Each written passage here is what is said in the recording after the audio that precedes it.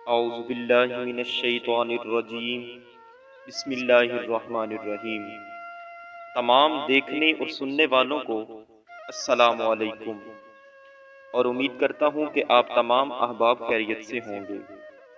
دوستان محترم، آج آپ تمام دوستوں کی خدمت میں عارفوں کے سلطان حضرت سخی سلطان العارفین حضرت سخی سلطان محمد باہو پاک رحمۃ اللہ علیہ، آپ کی اپنے مرشد حضرت شاہ حبیب گیلانی رحمۃ اللہ علیہ، آپ سے ملاقات اور وہاں پر آپ کے ساتھ ہونے والے تمام واقعات کا ذکر کیا جائے گا، اور امید کرتا ہوں کہ آپ کو یہ ویڈیو پسند آئے گی، اور اگر پسند آئے تو ویڈیو کو لائک اور شیئر ضرور کیجیے گا، اور ہماری حوصلہ افزائی کے لیے چینل کو سبسکرائب ضرور کر دیں۔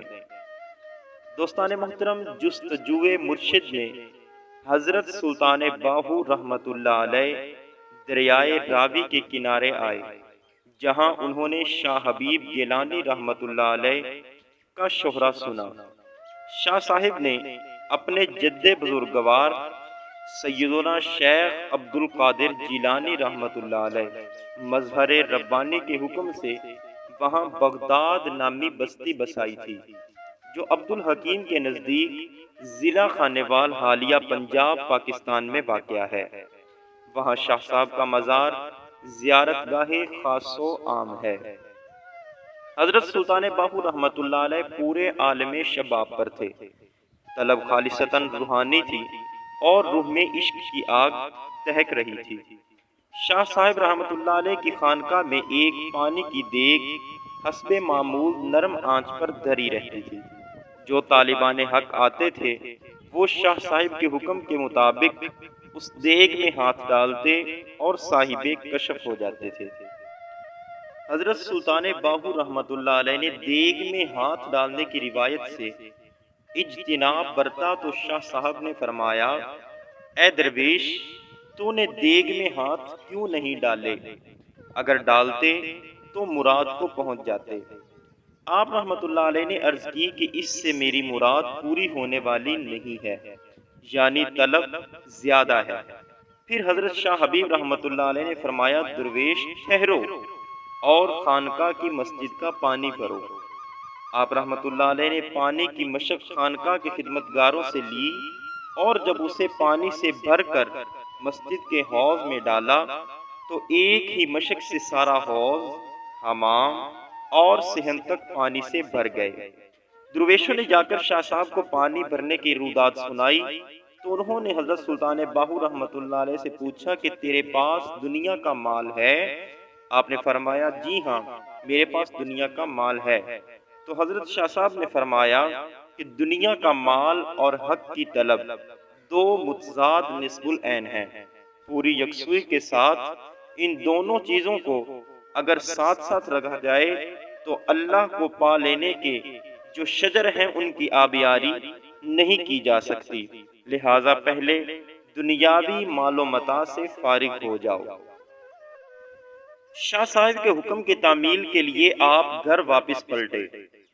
مائی راستی صاحبہ کو بذریعہ کشف اپنے بیٹے کے ارادے کا علم ہو گیا تھا، لہٰذا آپ رحمت اللہ علیہ نے بہوؤں سے فرمایا کہ باہو دنیاوی مال و متاع کو پھینکنے کے لیے آ رہے ہیں، اپنا زیور نقدی وغیرہ کہیں دبا دیں تاکہ ضرورت پڑنے پر کام آ سکے۔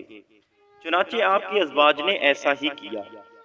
جب آپ گھر پہنچے اور والدہ صاحبہ نے گھر آنے کی وجہ پوچھی تو آپ رحمت اللہ علیہ نے فرمایا کہ میرے شیخ یعنی حضرت شاہ حبیب رحمت اللہ علیہ نے دنیاوی مال و دولت سے پاک ہونے کا امر کیا ہے۔ والدہ ماجدہ نے کہا، اگر کوئی مال وغیرہ ہے تو ضرور دور کر دو۔ وہ مال چھپانا چاہ رہی تھیں تاکہ مشکل وقت میں کام آ سکے۔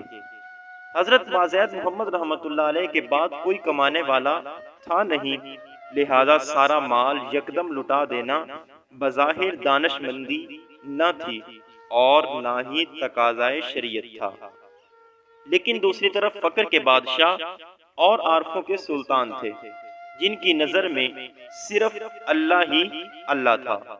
آپ رحمت اللہ علیہ تو اس کو بھی فقیر نہیں مانتے تھے جو اپنے انتقال کے وقت ایک درہم بھی پیچھے چھوڑ جائے۔ بس آپ رحمت اللہ علیہ نے ماں سے عرض کیا، مجھے گھر سے مال دنیا کی بو آتی ہے۔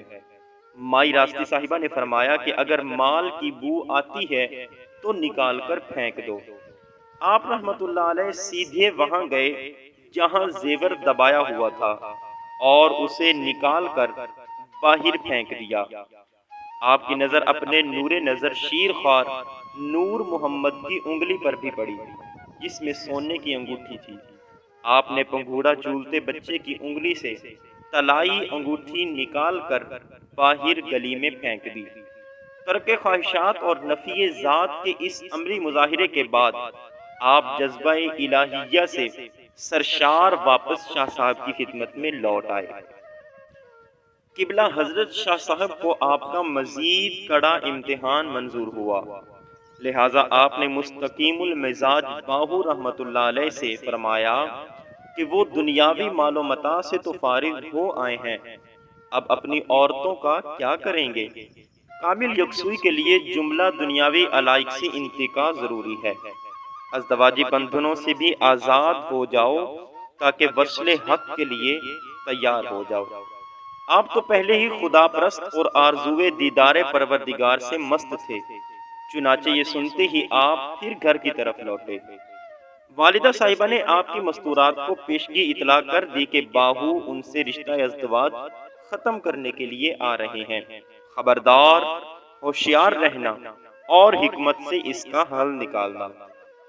پھر مائی بائی صاحبہ نے انہیں سمجھایا کہ میرے پیچھے بیٹھ جانا، ایسا نہ ہو کہ باہو شوق الہیہ اور غلبہ عشق میں کوئی شرعی کلمہ زبان سے ادا کر دے۔ انہوں نے ایسا ہی کیا۔ اتنے میں آپ رحمت اللہ علیہ بھی وہاں پہنچ گئے۔ ماں نے بیٹے سے مدعا پوچھا تو عرض کی، اپنی ازدواج کو آزاد کرنے کا ارادہ ہے۔ والدہ محترمہ نے بڑی حکمت اور ذہانت سے صورتحال کو قابو میں کیا۔ آپ نے فرمایا، بیٹا سنو، تم اپنی عورتوں سے اس لیے دامن چھڑانا چاہتے ہو کہ تم ان کے حقوق سے ادا نہیں کر سکو گے، لیکن اگر وہ سب حقوق جو تمہارے ذمے ہیں، مثلا نان و نفقہ، تمہارے برائے خدائے معاف کر دیں تو پھر طلاق کے ناپسندیدہ فعل کی ضرورت کیوں کر رہ جاتی ہے؟ تم ان کے حقوق ادا کرنے سے فارغ ہو، بس اللہ تعالیٰ کی حقوق ادا کرو اور تمہارے حقوق جو ان کے ذمہ ہیں وہ بدستور قائم رہیں گے۔ اگر تم حصول حق کے بعد واپس آ گئے تو فابہا، وگرنہ تمہیں ان کے حقوق ادا کرنے کے لیے واپس آنے کی ضرورت نہیں ہے۔ والدہ ماجدہ کی بات معقول، مدلل اور از روئے شریعت ٹھیک تھی، لہذا جھٹلانے کی گنجائش نہ تھی۔ بس آپ اپنی ازدواج کی زبان سے ان کے حقوق معاف کروا کر حضرت شاہ حبیب گیلانی رحمت اللہ علیہ کی خدمت میں واپس آ گئے۔ جب شاہ صاحب نے سارا ماجرا سنا تو انہیں بھی کوئی اعتراض نہ ہوا، بلکہ اسے جائز قرار دیا اور اپنی نظر کاملہ سے توجہ فرمائی۔ جب حضرت سلطان باہو رحمت اللہ علیہ سے حصول مراد کے بارے میں پوچھا گیا تو آپ نے عرض کیا کہ جو مقامات انکشف ہوئے ان سے تو میں ماں کی گود میں ہی گزر چکا ہوں۔ شاہ صاحب نے بظاہر اتنے بڑے دعوے کی تصدیق کے لیے فقیر باہو کی آزمائش چاہیے، چنانچہ وہ امتحان کے طور پر آپ رحمت اللہ علیہ کی نظروں سے غائب ہو گئے۔ حضرت سلطان باہو رحمت اللہ علیہ بھی آپ کے پیچھے اڑے، حتیٰ کہ انہیں ایک جنگل کے کونا میں اس حالت میں پایا کہ ایک بوڑھا آدمی بیلوں کی جوڑی لیے ہل چلا رہا ہے۔ حضرت سلطان باہو رحمت اللہ علیہ ایک کمبل پہن کر، ہاتھ میں گنڈی لے کر خرقہ پوشوں کی صورت حاضر خدمت ہوئے اور عرض کیا، بابا آپ کیوں تکلیف اٹھاتے ہیں؟ آرام کریں، میں آپ کی جگہ ہل چلائے دیتا ہوں۔ یہ سن کر شاہ صاحب اپنی اصلی صورت میں آ گئے اور حضرت سلطان باہو رحمت اللہ علیہ بھی۔ شاہ صاحب پھر اچانک غائب ہو گئے۔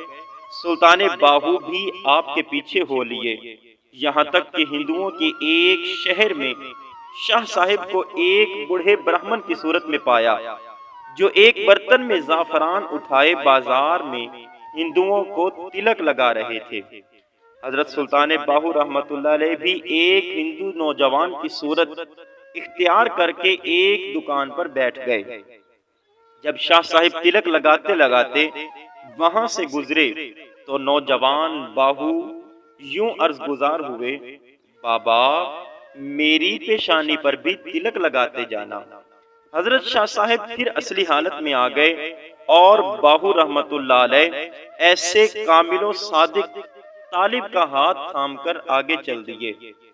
تیسری مرتبہ شاہ صاحب پھر دوبارہ غائب ہوئے اور کسی اسلامی شہر میں گوشہ میں ایک غیر معروف مسجد کے اندر بچوں کو قرآنی قاعدے کی تعلیم دینے لگے۔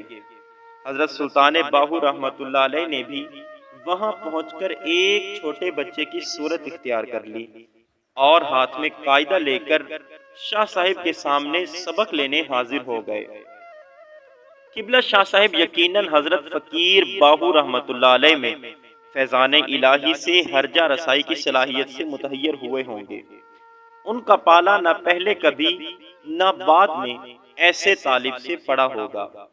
اچھی طرح امتحان کر لینے کے بعد شاہ صاحب کو ادراک ہوا کہ باہو کی طلب ان کی طاقت سے بالا ہے، لہٰذا انہوں نے آپ سے فرمایا، اے درویش، تو جس نعمت کا مستحق ہے وہ ہمارے امکان سے باہر ہے، تاہم ہم تمہاری رہنمائی کیے دیتے ہیں اور بتا دیتے ہیں کہ تمہارا نصیبہ کہاں ہے، تاکہ وہاں سے اپنا نصیب حاصل کر لو۔